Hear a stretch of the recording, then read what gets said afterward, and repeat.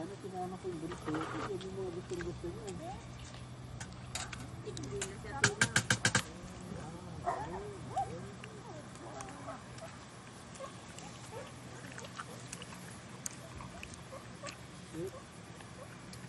Ano ito nasasalita sa salita mo?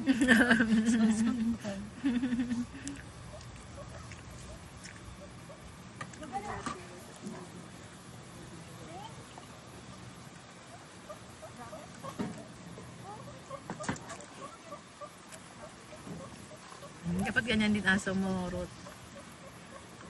Kaya ba niya? Nga sumurot? Kaya barbon tayo ta? Ha? Ikaw mo yung barbon nata. Manunood siya.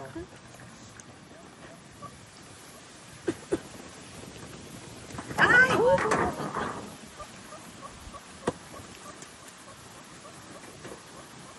Patay na yun.